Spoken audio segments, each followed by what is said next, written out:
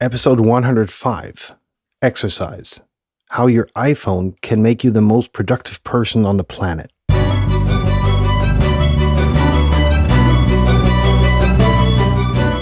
You're listening to the very best podcast in the world on health, wealth, and happiness.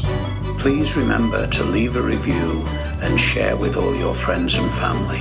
And here is your host, Lars Hilser.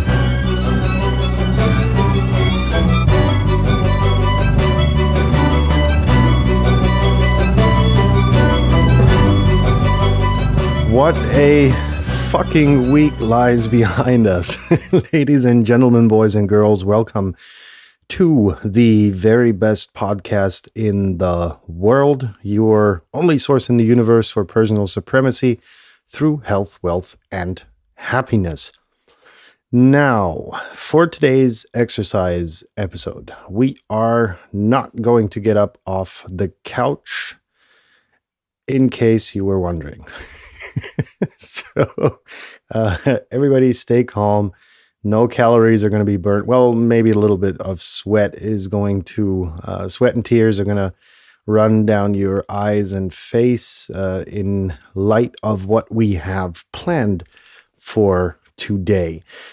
Because today we're going to be taking one of the biggest time wasters and turning it into a tool of ultimate productivity. By God, that sounded so good. I should become, an MMA commentator, despite the fact that I have no fucking clue. Well, anyhow, long story short, and short, because we're going to be doing a short episode today, I hope, unless it gets out of control again. So, last week on Friday, we spoke, well, was it on Friday? Yeah, it was on Friday. We spoke about the notebook thing on your bedside table and the pen with the light on it so that you can scribble notes rather than taking your biggest time waster Candy Crush machine into your hand and actually trying to only take a note and then putting the thing down again. I know the drill. I've been there. So for me, it's an alarm clock on the bedside table, and that's it, right? And I think you should be doing the same because it just makes fucking sense. None of us is that disciplined. Trust me. Well, only few of us are. And I ain't one of them. So that being said, we're going to go into your phone and the configuration and downloaded apps and whatever you have on your phone, right? Because it makes a difference on how you set it up and which apps you focus on and which apps you put away and what you actually use them for. But let's get started. It's about screen prioritization, right? I was misleading in the title. You can use your Android phone for the same purpose and didgeridoos. I just don't know the terminology because I'm an Apple fanboy. So perhaps someone can email me, how all of these things are called on an Android phone, and perhaps we can, then try and do a separate episode on that. Now, screen prioritization, what is meant by that?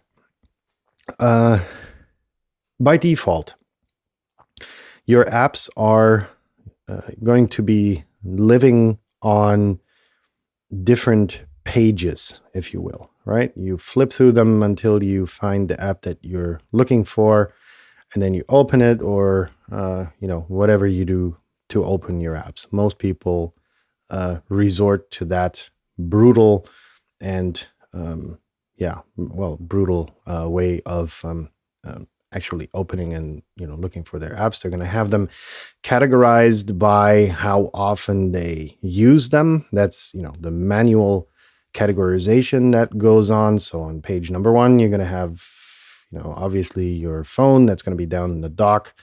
Number 2, is like your WhatsApp probably, and or your messages app, etc., etc., etc.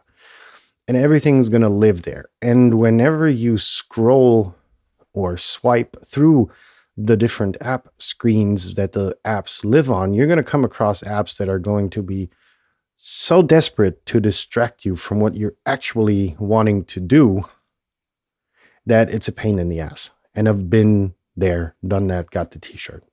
So what I did was to actually kill all of the other apps out of my screens except for the productivity ones. And the result has been astounding. Now, with the advent of iOS, I don't know, whatever we're at, 14, I think, there came along this great feature called, I don't know what it's called, these widget things where you have the weather and whatever, you can swipe through those. That's bullshit.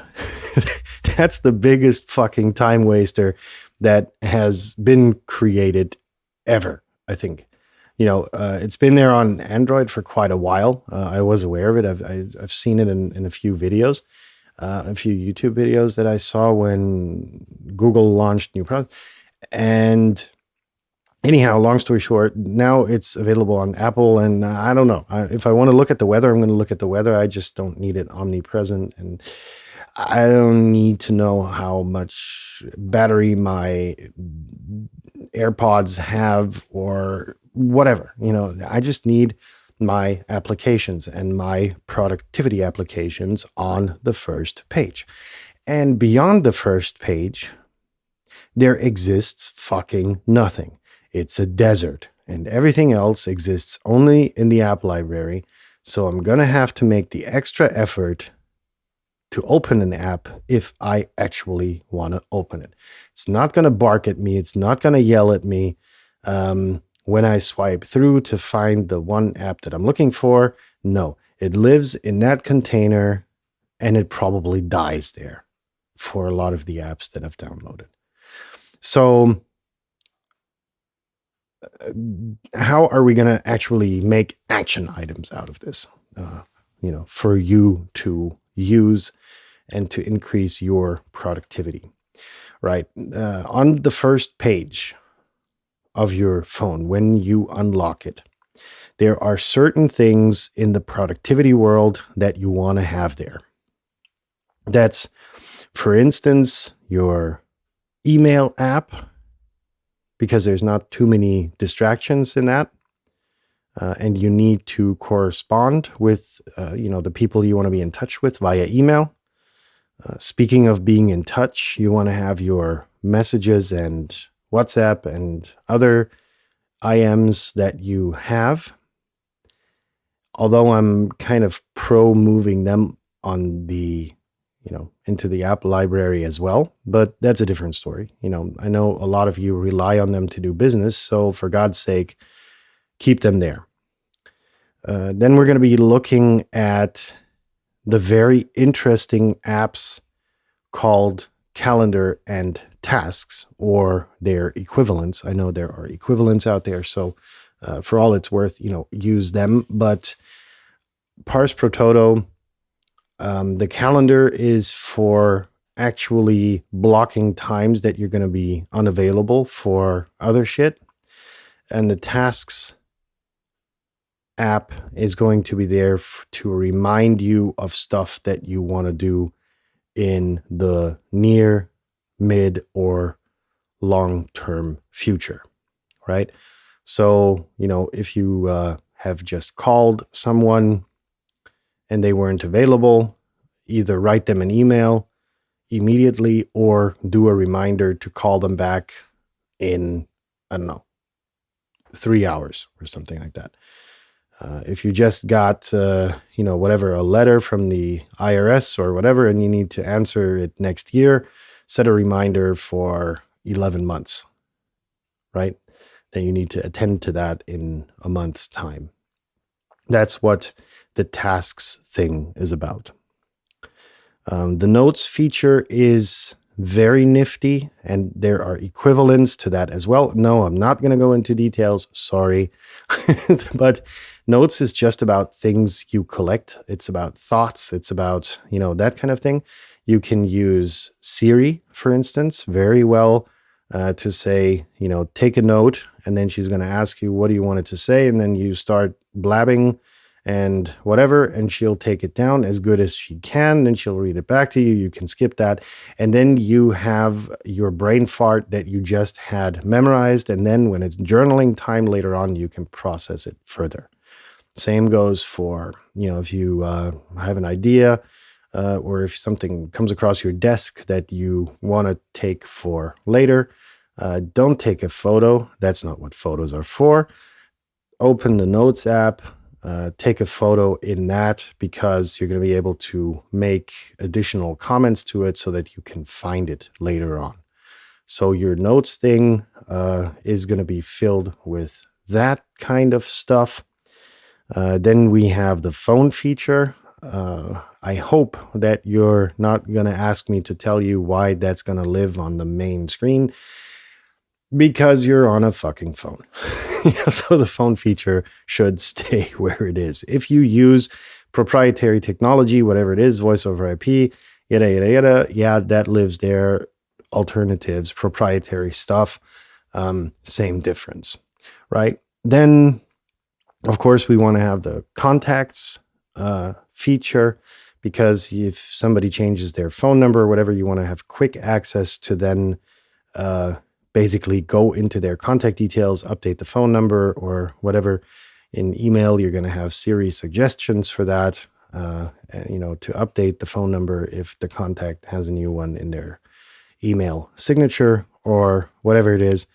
And boom, you are good to go. Beside that, we have, of course, project management tools, collaboration tools, different types of email systems that you may or may not require.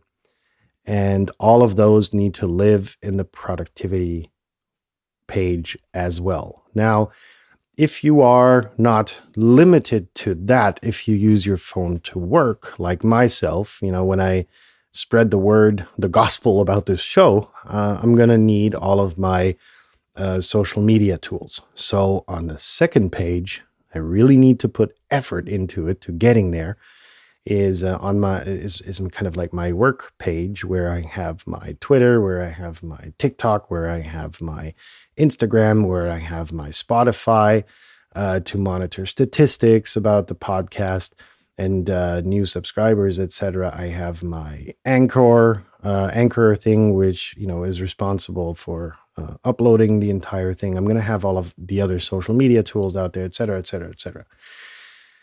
If you don't need that, everything else lives in the app library. Period. No discussion about that, right? Because then you're going to need really to dig into your brain to say, okay, damn, I want to open that. Do I have an app for that?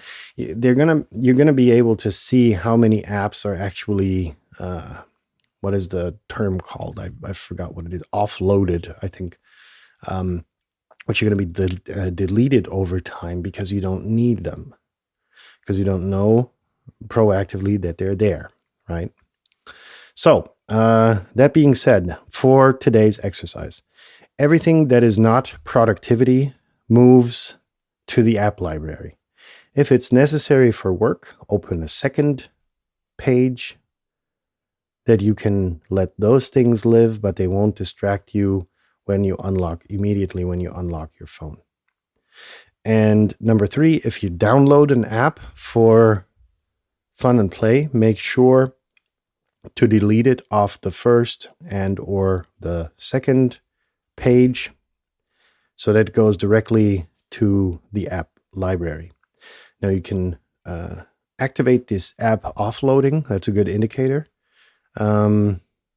So the app gets deleted after a while to free up memory on your phone.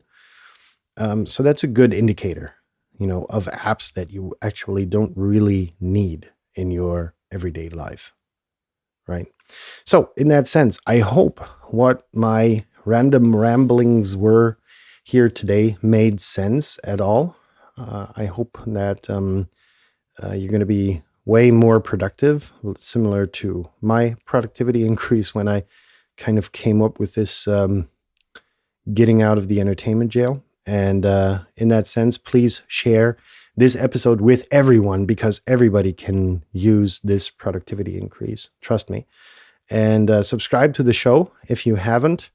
The very best podcast in the world is available pretty much on any podcast outlet that I am aware of. If I forgot one, please email email the very best podcast in the world at gmail.com. Also, if you have feedback, criticism, or whatever about the show, it all goes there.